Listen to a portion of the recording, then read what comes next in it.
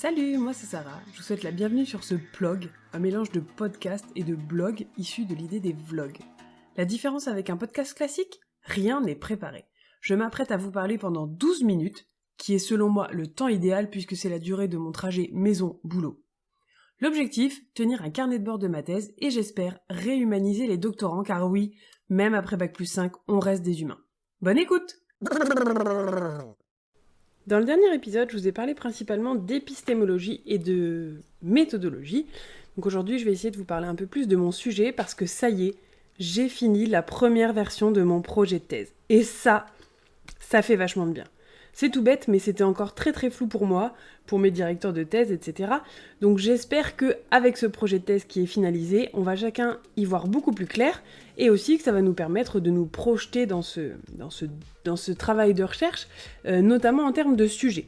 Donc j'étais partie sur l'innovation pédagogique dans les centres de formation d'apprentis, et on va essayer d'expliquer un peu mieux de quoi il s'agit.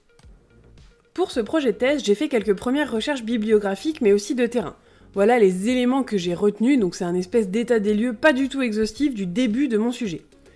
D'abord, l'innovation pédagogique a une définition qui est floue parce qu'on communique dessus. Parce que c'est une prescription, en fait, les directions, avec toute la concurrence qu'il peut y avoir entre les CFA, elles commencent à se dire qu'il va falloir se différencier. Et l'innovation pédagogique, c'est un des un peu leviers à la mode, entre guillemets. Donc on communique beaucoup sur l'innovation pédagogique, et en fait on l'impose, entre guillemets, dans les CFA, et c'est ça qui fait que la définition est un peu floue. Du coup, il y a une espèce d'ambivalence des réactions, notamment des formateurs, sur ce sujet. Il y a une partie d'eux qui a une volonté d'améliorer la qualité de leur pédagogie, les apprentissages, et qui donc du coup sont super ok avec ces principes, ces idées d'innovation pédagogique. Et puis il y a aussi des craintes, parce que c'est un changement qui est dit prescrit, c'est-à-dire imposé, et donc ça fait un peu peur et on se demande un peu ce qui va arriver. Ça crée chez eux des représentations sociales sur le sujet, ça c'est une thématique, un concept que j'avais creusé dans mon mémoire de master, donc je vous invite à vous y référer si ça vous intéresse de creuser. Mais l'idée, c'est qu'une innovation pédagogique, c'est un cycle infini. Ça s'arrête jamais. Bah oui, parce qu'en fait, on a une idée d'innovation, on va l'expérimenter. Ensuite, une fois qu'elle est expérimentée, si ça fonctionne, on va la déployer grâce à différentes méthodes. Et une fois qu'elle est déployée, c'est plus tellement nouveau, c'est plus tellement une innovation. Donc on continue comme ça à innover tout le temps. Et donc, comme c'est un cycle qui s'arrête jamais, ça crée aussi de l'angoisse.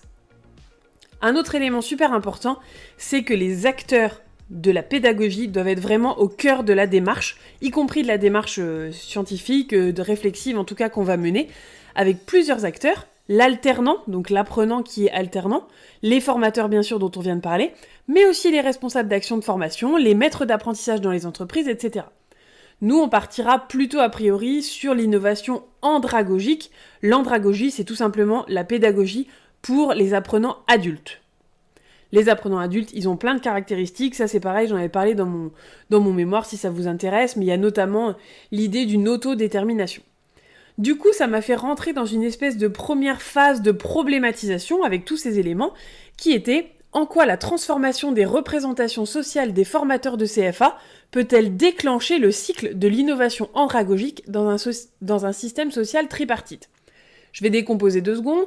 En gros, l'idée, c'est est-ce qu'on peut transformer les représentations des formateurs sur l'innovation, c'est-à-dire ce qu'ils en pensent, les a priori qu'ils ont sur le sujet, en gros, je caricature un peu, mais c'est un peu ça, pour faire en sorte de lancer le premier cycle, entre guillemets, de l'innovation, pour essayer de lancer les premières expérimentations, dans ce système de l'alternance qui est tripartite, puisqu'il y a en effet 3 parties, l'entreprise, le CFA et l'apprenant.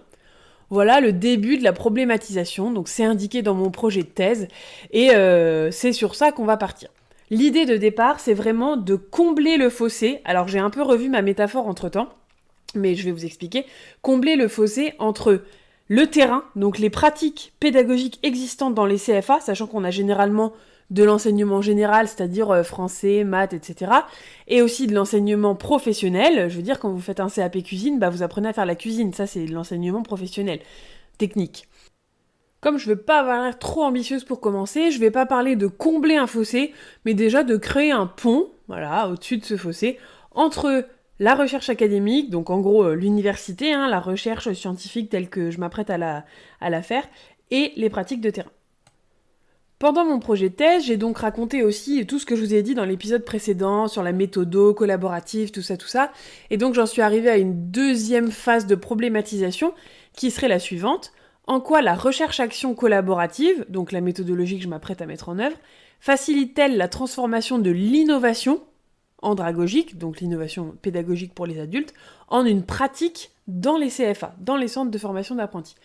Ça sous-entend que ce n'est pas encore une pratique, que c'est peut-être un usage ou une utilisation.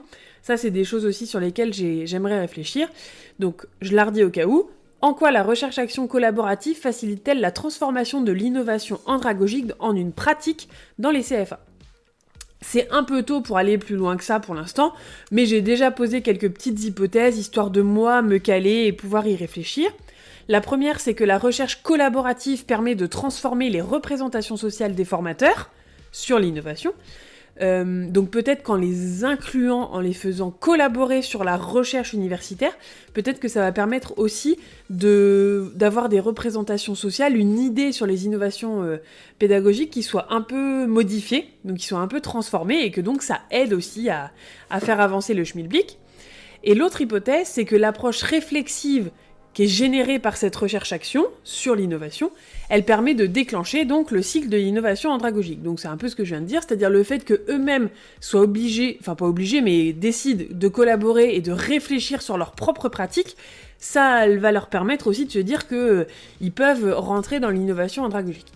Donc voilà, mon projet de thèse est parti il y a quelques jours, sous deux formes. En fait, j'ai fait un document Word que j'ai exporté en PDF, mais qui fait 25 pages. Et je savais pas trop combien de pages devait faire un projet de thèse. Alors, pour être complètement honnête, j'ai regardé plein de projets de thèse et j'ai essayé un peu de faire un plan à partir de cette espèce de benchmark, à partir de cette étude de ce que devait être un projet de thèse. Et puis, j'ai tout mis. Donc, forcément, c'était un peu long. Et comme c'était trop long et que j'avais peur d'effrayer dès le premier envoi mes directeurs de thèse, j'ai fait une espèce de petite vidéo animée aussi pour eux qui dure 7 minutes. Si ça vous intéresse, je pourrais vous mettre le lien vers la vidéo. Et donc là, j'ai envoyé il y a quelques jours et maintenant je dois attendre d'avoir leur retour. Donc forcément, c'est à la fois très excitant et un peu long et je me demande s'ils sont partis en vacances ou pas, tout ça. Donc évidemment, si j'ai pas de réponse bientôt, je leur enverrai un petit message pour leur dire « Coucou, vous avez vu que je vous ai envoyé un truc? Vous pensez revenir vers moi quand ?»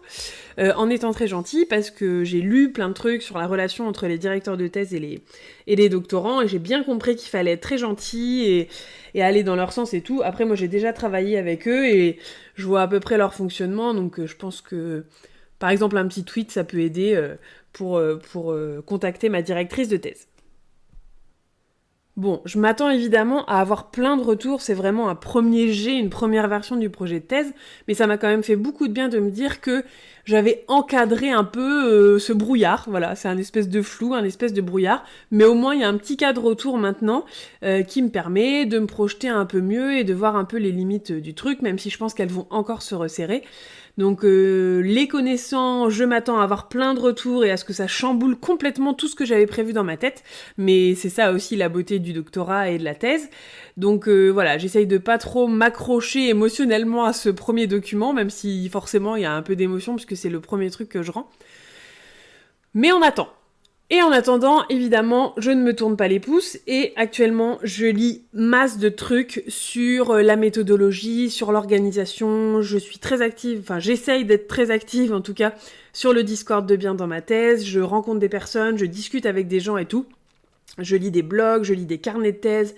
J'essaye de m'organiser. D'ailleurs, ce sera l'objet du prochain épisode, l'organisation que j'ai décidé d'utiliser au début de la thèse. En tout cas, ça évoluera peut-être. On arrive bientôt à la fin de l'épisode, mais il y a un truc que je voulais dire quand même. Pour un doctorant, pas encore doctorant, voilà, un pré-doctorant comme moi, j'ai trouvé ça assez effrayant en fait de lire tous ces témoignages parce que c'est super négatif. Il y a beaucoup de choses où on vous dit oui, la thèse, faut faire attention à sa santé, faut pas mettre de côté sa vie sociale, faut faire des pauses, faut prendre soin de soi et tout. Et moi je me dis ouais. Et en fait, a priori, on se dit ouais au début, puis en fin de compte, ça se passe pas forcément comme ça. On se met à vivre thèse, respirer thèse, manger thèse, et donc ça devient un peu compliqué. Donc il y a un petit côté de moi où je me dis waouh, c'est un peu horrible d'avoir tout ça au début alors que je suis super excitée et que j'ai super envie. Et de l'autre, je me dis ok, c'est bien, j'ai l'info avant et je vais pouvoir essayer de de faire attention, de ne pas me laisser, entre guillemets, happer par tout ça. Mais c'est vrai qu'il y a un vrai côté fortement négatif. Il y a beaucoup d'épisodes de podcasts sur l'arrêt de la thèse, sur, je sais pas, les mauvaises relations avec les directeurs de thèse. Il y a carrément un Instagram qui est balance ta thèse ou balance ton directeur de thèse, je sais plus. Enfin, voilà, je commence à me demander un peu dans quel monde je vais atterrir. Mais de toute façon, j'ai décidé d'y aller, donc on y va, et j'essaierai de me préserver de tout ça. Mais c'est vrai quand même qu'il y a un aspect très négatif qui me rend perplexe, en tout cas, je ne sais pas trop comment exprimer cette émotion. On va voir, on verra bien. Le journal de thèse est aussi là pour ça, là, ce journal de bord, ce blog de thèse est aussi là pour ça, donc j'espère que tout ira bien pour moi. Pour ceux que ça intéresse, je développe pas mal mon compte Instagram qui s'appelle Blog de thèse en ce moment, avec un peu plus ce qui se passe au quotidien. J'ai aussi une page sur LinkedIn qui s'appelle Blog de thèse. Et puis, si vous voulez qu'on discute, il n'y a aucun problème. D'ailleurs, à ce sujet, je vais mettre le podcast Blog de thèse sur l'application Tumult, T-U-M-U-L-T. C'est une application qui permet d'écouter les podcasts et aussi d'avoir de l'interaction pendant les épisodes, si vous avez envie de poser des questions à la personne qui est en train de parler ou autre. Donc j'ai trouvé ce concept trop bien, je l'ai entendu dans un podcast et donc là je vais mettre cet épisode, à partir de cet épisode, tous les épisodes seront disponibles sur Tumult. À bientôt!